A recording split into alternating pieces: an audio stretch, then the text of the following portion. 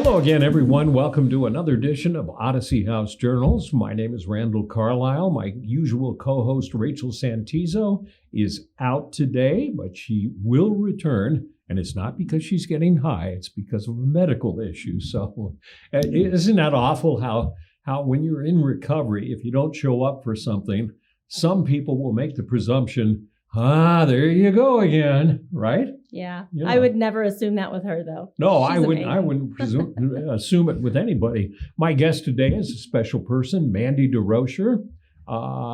And Mandi and I are just meeting now for the first time. And you're meeting her for the first time, obviously, unless you know her and you're watching or listening. So welcome.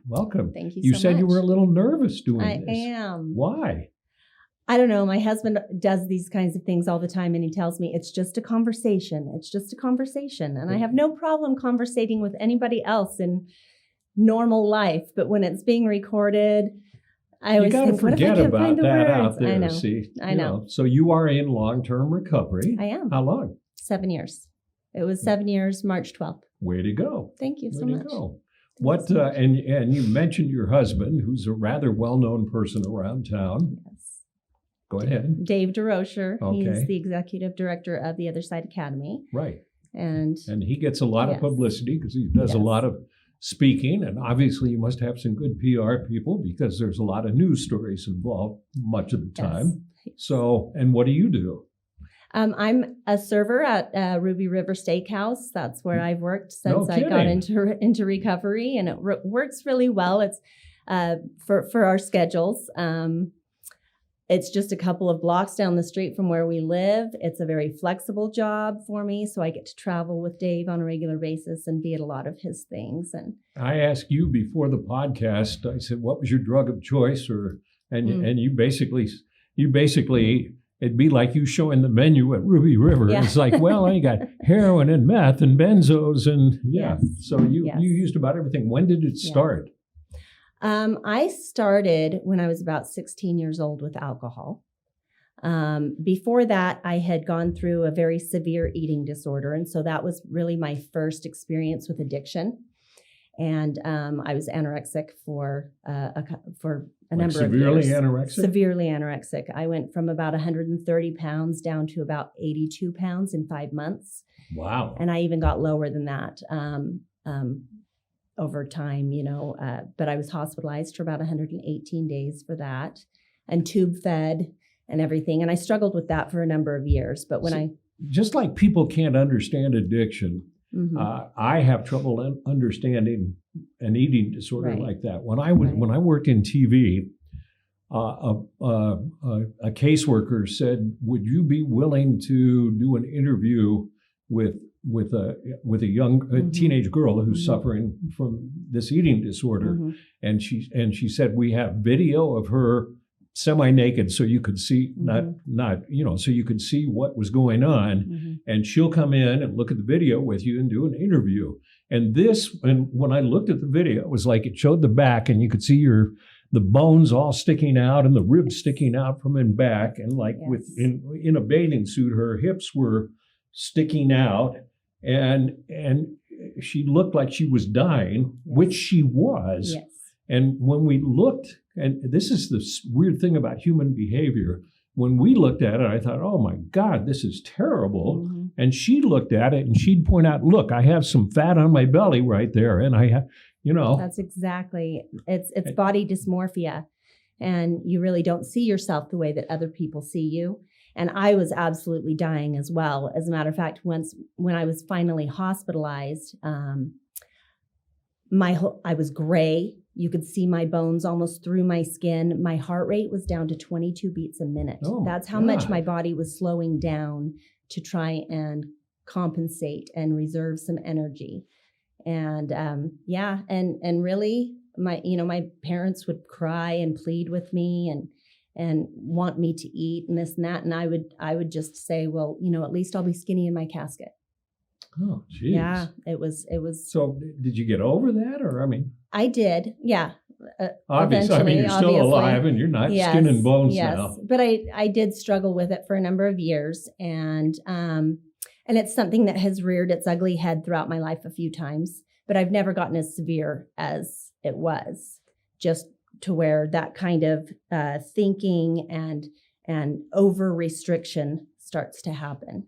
But it's been, That's tough, yeah. right?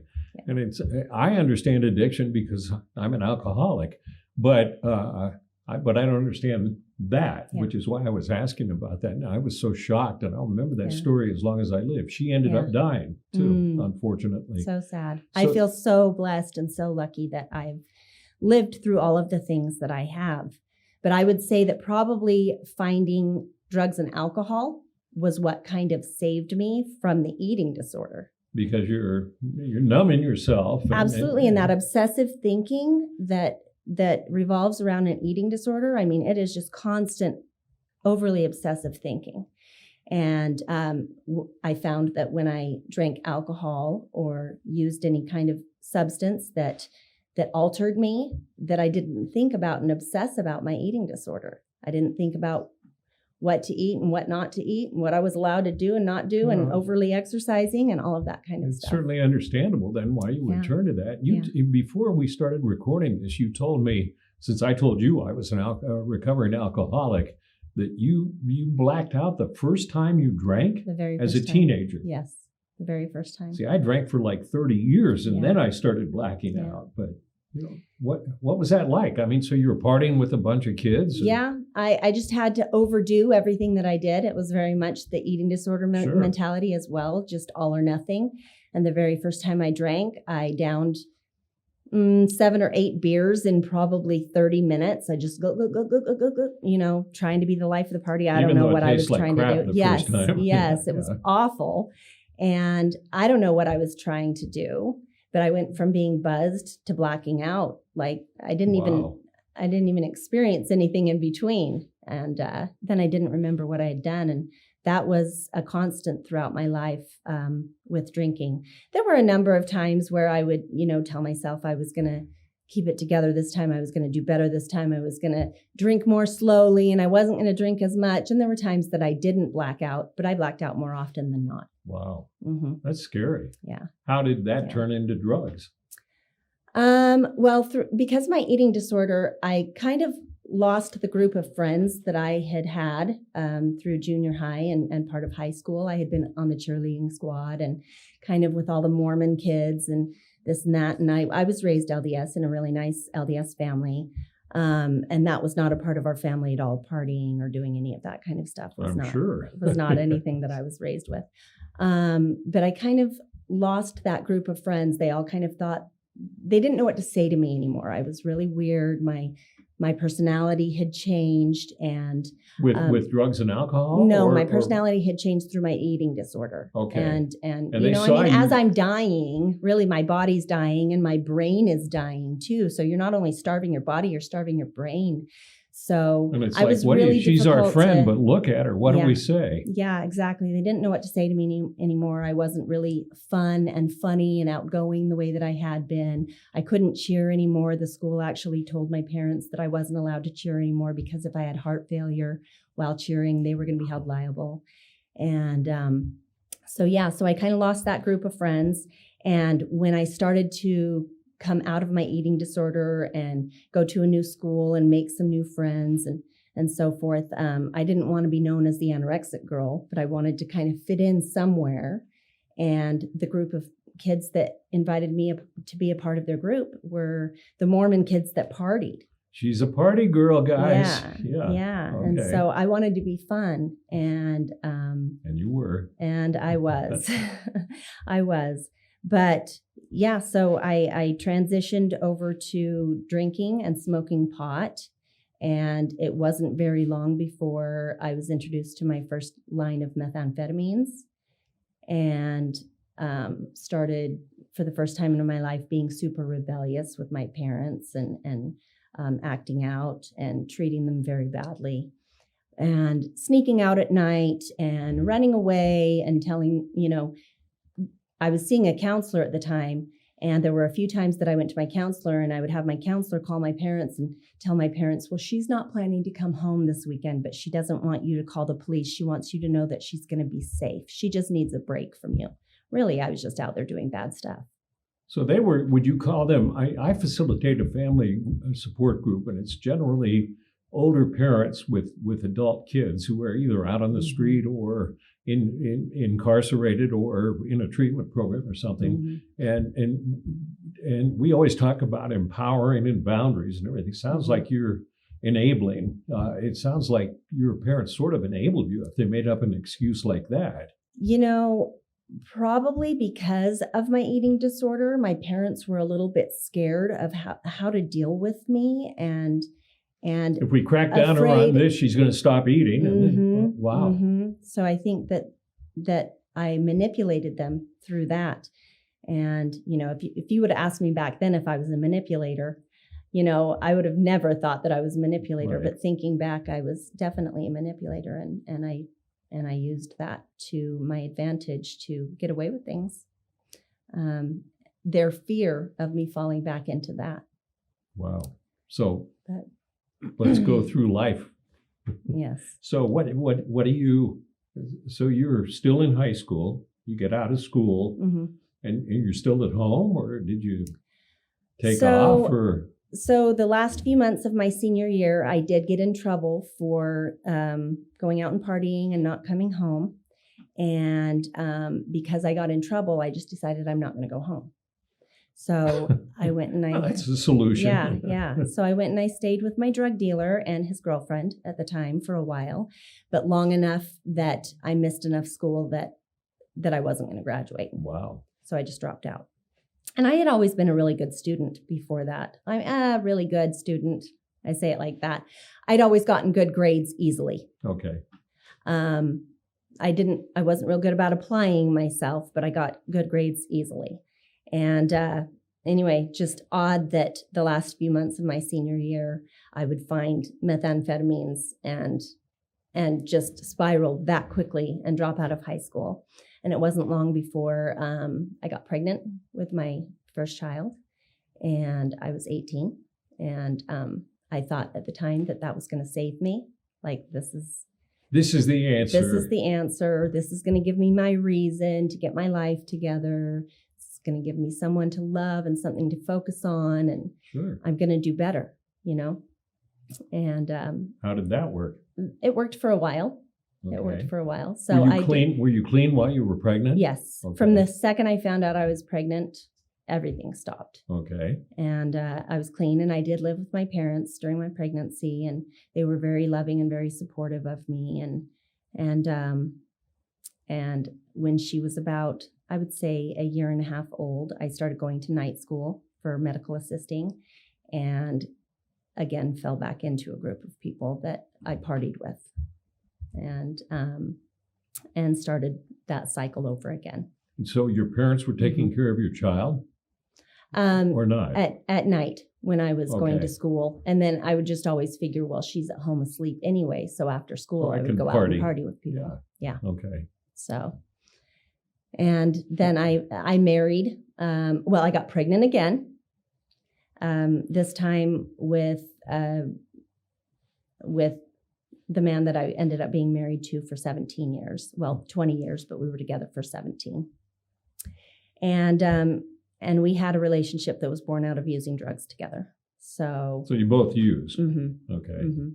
So I got pregnant again, stopped everything, cold turkey. See, if you can do that for 9 months, I know that means you can. Well, and I did it for more than 9 months. I would have the baby, and I would stay clean for usually a year or two. Really? After having, yeah. Which should show you that, well, I can do it. Oh yeah, it did show me that. Yeah. It did show me that I could. But then he was a drummer in a band, and so they played out every single weekend. In clubs. Yes, and so that kept putting us in the environment. So I mean, like my husband says, if you keep going to the barber shop, you're eventually going to get your hair cut, right? Right. That's a good saying. Yeah. I mean, a lot of people who are getting out of a treatment program, at least at Odyssey, they'll say, I was offered a job in a bar, restaurant, whatever. And they say, that's not necessarily the best environment. And that's actually where I work now. And I was a little bit worried about that because I did have a lot of experience throughout my life working in restaurants. That I've worked in restaurants more than any other kind of job in my life. But and Ruby River has a liquor license. Yes, so, yes. So you and we serve alcohol. Yeah. Yeah. So, and I knew getting out of rehab that was taking a chance, but I went in there and I let everybody know right off the bat, I'm brand new into recovery. This is what I want to do. I need you to support me in this and that. And it's worked for me. People respect that. Yeah, I mean, if you just tell people, I'm in recovery. Right. I set my boundaries, and I had other coworkers that do party a lot, that would regularly commend me for my strength and for staying strong in my sobriety and not participating in this and that. And that also encouraged me to keep going because I was setting an example. In the old days, my old days back in the 80s or 90s, I occasionally would use cocaine so I could drink more, and I also wanted to try ecstasy a couple of times because I'd never done it. And the place I could always find to buy drugs was, I guess since they no longer exist, was one of the restaurants for gastronomy, and there were several of the servers who were dealers as well. Oh, yeah. So it was a known thing back then. I don't think they consume it now because they don't exist. There were restaurants like the New Yorker and the Oyster Bar and all that kind of stuff. Well, restaurants are a breeding ground for partying, and really, I've never worked in a restaurant where there wasn't a lot of things going on behind the scenes. So we're back to you having your second child, and you're sober for the third or fourth time, probably. And then and you're back during that time. Yes, I'm married, and both of you are using. And our drug of choice back then was meth. We were smoking meth. And did he stop using while you were pregnant, or no? Yes and no. I mean, there were times that I thought that he was using, that he would say he wasn't, but looking back, yes, he was. Okay. But then there were a number of years that we did very well after having our third child. We both stayed sober together for about between 5 and 6 years. Wow. Yeah, and we just went back to church and did that thing and that works for a lot of people, but for people that are truly addicts and alcoholics, a lot of the time. Just going back to church is not going to do it for you. But again, he was a drummer in a band. We would find ourselves in these environments. Sure. Eventually, we're going to start participating again. It would always start again with just alcohol, and then it would evolve. So this goes on for some time. Yes. So after my third child and staying sober for about 5 or 6 years, I had a number of medical procedures in a short amount of time that provided pain pills for me. And I had never really been on pain pills before, other than right after having a child. And I can remember the very first time I ever got them after my second baby. I went home from the hospital after having him and spring cleaned my whole house. That day, thinking, man, these are great. They make me feel good. These are great. Yeah. I need more of this. And I thought, ooh, I could like these too much. And it was all these years later that after my procedures that I had done kind of back to back to back, that I had pain pills a number of times. And I was like, it turned me into Superwoman. I could do anything and everything, get everything done. And as soon as those started running out, I was wanting to find ways to get more. And my husband at the time worked with someone else that got large prescriptions for chronic back pain, and he was willing to sell us his prescriptions. So again, we started using together, but this time it wasn't meth. This time it was pain pills. Yeah. So and that evolved. That went on for a number of years where we were functioning addicts and we were taking reasonable amounts of pain pills. However and you opiates. define yes, that. Yes, exactly. Well, because when it became unreasonable and we no longer could pay our bills and all of our money went to Let's buying do thousands, heroin. thousands of pills a month. Wow. I was probably, by the time I changed from Percocets to heroin, I was snorting about 15 30s a day, 30 milligram Percocets a day. And that's super expensive. And that's also right around the time that they started really cracking down on pain pill prescriptions and doctors that were giving them out so freely. Stop. Yes. Yeah. And they started becoming much more difficult to get. What did they cost on the street? Do you remember? Back then, I because heard like we an were, Oxy. You could buy expensive. It's like $1 a milligram. So a 30 was $30, but or a 60 would be $60. Yes. For one pill. Yes. But back at the time, we were buying enough all at one time that we were paying more like $8 to $10 a pill. So we were buying, which is still, yeah. Yeah. So, and between the two of us, we basically just stopped paying our bills and stopped paying for everything. Wow. And all of our money went to our pain pills. So, then my husband lost his job, his longtime job that he had in Arizona, and it was a pretty good job. And we ended up cashing out his 401k because we still needed to provide for our addictions. And we cashed out his 401k and we went through his entire 401k in less than 3 months. And then at that point, the drugs are gone, the money's gone. We hate each other. And it started to get very volatile. And for the first time ever in our marriage, we started becoming violent with each other. And the wheels fell off really, really quickly there. And we split up. And we sent our kids to his parents' house to stay as we separated. And in my mind, it was like, give me 30 days so I can get my shit together. Give me, a couple weeks. I need 30 days. I'll get my shit together. But that's not what happened. I moved right in with another man and we were using together. And that's when I was introduced to heroin because I was having such a hard time getting pills and I had no income, no money coming in. And I was introduced to heroin for the first time at the age of 37. And instead of going back, getting my shit together and going back for my kids in 30 days, I spiraled down farther than I'd ever been. And I was back on meth again. I was using heroin daily. I was using a lot of benzos. And I didn't go back for my kids. At the time, my oldest was 17. It was her senior year in high school. My middle child was 15 and my youngest was 10. Did they know that mom was screwed up? Oh yeah, they knew that both mom and dad were screwed up. And actually, my 17 and 15-year-old had an intervention with us one night. And, really? And pulled their dad and I together in our room and said, look, we know what's going on.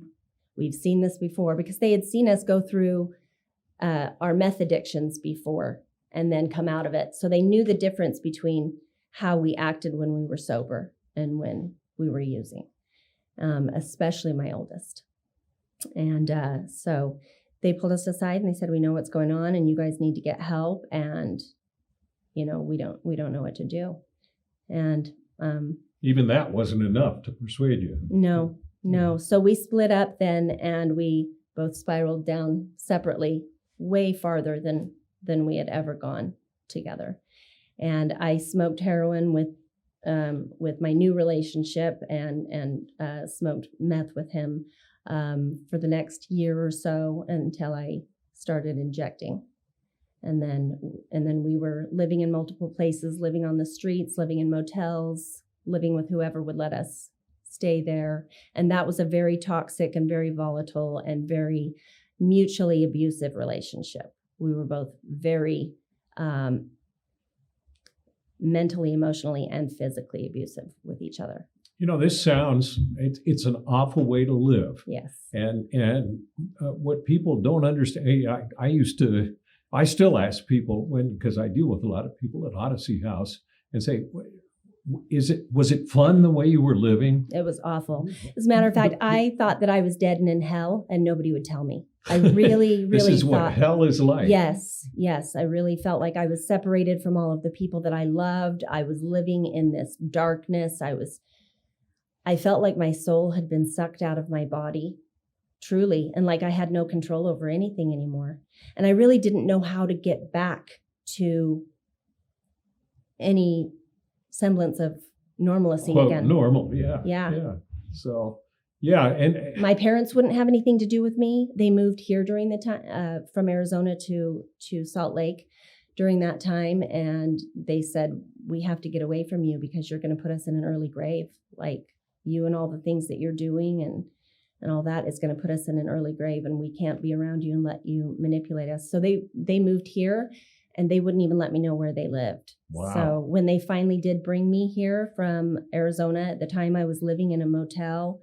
The only place that I could get myself to go was either to go pick up and get drugs, or to the methadone clinic. For about 3 years, my only method of transportation was rollerblading, bicycling, and walking. I lost my license during that time. This is the point in the movie where you hear dramatic drums and everything and say, okay, she's down and out. She's out on the street. Life is horrible. Yeah. And so how did you get to where you are now? What happened? Well, I have to say that I never would have thought that I could let my life get to that point. I can remember thinking, I can't believe this is my life.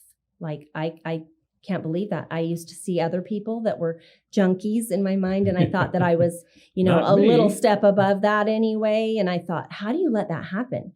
How do you lose everything you've ever worked for? How do you walk away from your kids? How do you lose your family? How does everybody, kick you out of their lives?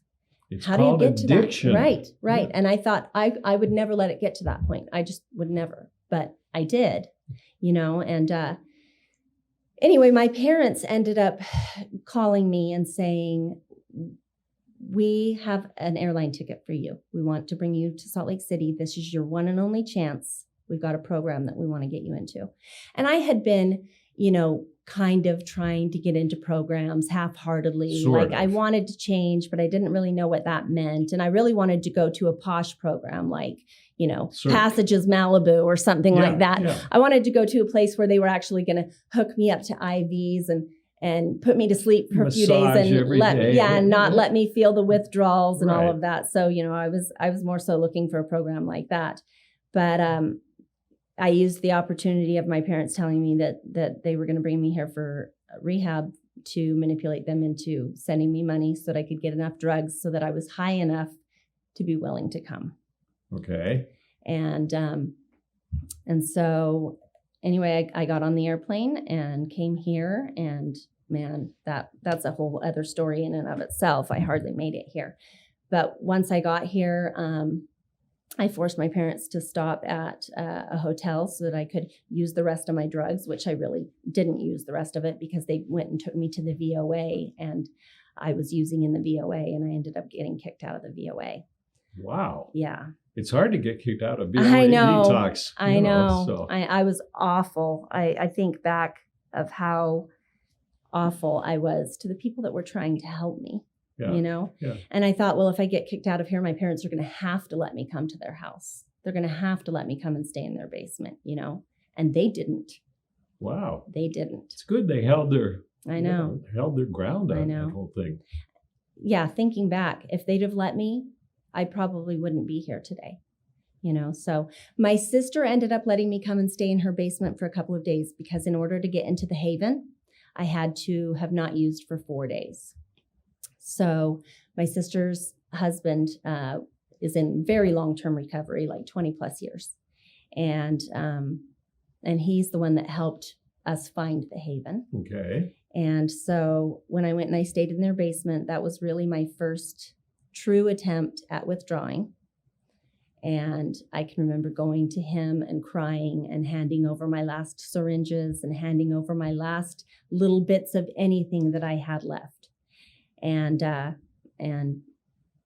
I withdrew for the next several days in their basement and took like 8 baths a day. And I can remember looking down at my body and just crying, seeing how bruised up and purple and gray and just sickly I looked. I looked awful. Now, for people who don't understand, dope sick without any kind of drugs to help you is hell. Yes, absolutely. Pooping, puking, shaking. So awful. Sweating. Yes. Yeah. Cold constantly, aching to the bone, kind of getting stuck in position. Yeah. I can remember just my sister coming in and sitting by me in the bathroom while I was taking a bath, and I was crying and I was looking at myself, and I hardly recognized myself anymore. And I cried and I said, "Do you think I can ever be pretty again? Oh, wow. Do you think I can ever be pretty again?" And, that's maybe shallow, but I thought, can I come back from this? Right. Can I have a normal life again? It's been so long, you've been down so far. And she said, you're going to have to, exactly. And she said, you're going to have to heal from the inside out. You heal on the inside and the pretty's going to come, and so I ended up going to the Haven. I really struggled in there. I didn't realize how many personality flaws I had and how many Which treatment programs show behavioral issues I had. I thought I was extremely likable. And normal, sort of. Yeah, I don't know. But I struggled in there, and they were very hard on me. But in hindsight, I'm so glad that they were, because there are a lot of people that kind of skated right on through that program that have not made it today. Probably a quarter of the house that I went through are dead today. And you didn't get booted out? No, because but I never unpacked. Haven has a program where the rest of the clients can boot you out. Oh, yeah. And I saw a number of people get booted out while I was there. And I couldn't believe it. As a matter of fact, I never unpacked the whole time I was there because I was really certain that I was going to get kicked out. Wow. And there were a few times it was really close. But my parents were basically like, you get kicked out of there and you're on your own, little lady, because I don't know what to tell you. Right. You better finish this program. You better do what you're supposed to do, because you're not coming here. You get kicked out. That wasn't a choice. That wasn't an option for me. So you did complete the program. I did complete the program. And the thing was, really, when I went there, I just wanted to prove that I could stay clean for 90 days. And then really, I think that my plan was, in my mind, I couldn't see a future. Like, I wasn't going to get my family back. I wasn't going to have back the old life that I had when it was good, so I had a really hard time foreseeing a future because I really had no hope inside. But somewhere along the way, a little spark of hope started. I can remember sitting in meetings at the Haven when my brain started to maybe kind of work again, because I withdrew for about the first 35 to 40 days. Sure. I didn't sleep a wink in over 3 weeks.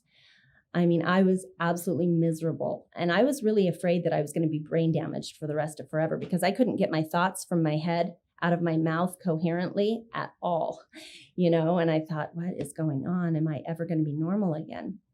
And so somewhere along the way, I started really listening and paying attention in meetings and listening to the people tell their stories. And I can remember, just for the first time maybe in my entire life, so intently listening to someone and hearing them talk about how it had been for them, and me seeing myself in their story, but then looking at them and thinking they don't look at all like they've ever been an addict, and their lives are so good today.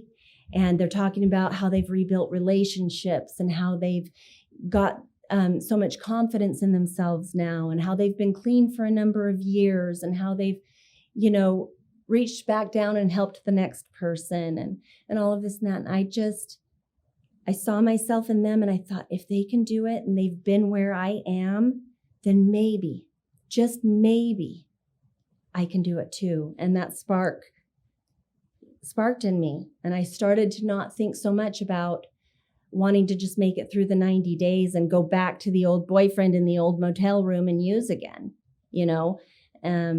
and I started to think, maybe I need to think about other options. Maybe I need to think about staying. and rebuilding my life. Like, how do I do that? I've never been self-reliant. I've never been on my own. How do I do this? I came here with one suitcase full of sweats and I have nothing left to my name. I have no driver's license. I have no birth certificate. I have no social security card. How do I start rebuilding my life again? And somewhere along the way, I started being open to the option of living in sober living for women, which was right down the street from the Haven. And I really felt like that was my only option. Because again, my parents weren't going to let me come and live in their basement. Yeah. And I'm so glad they didn't. Right. I ended up going to sober living, and a lot of the women that went there fell off. Right. And I just decided along the way that I was going to align myself with the people that were really doing it right. And I was going to keep my head down and do the next right thing and not get distracted by all the other people that were trying to find the gray areas. Right.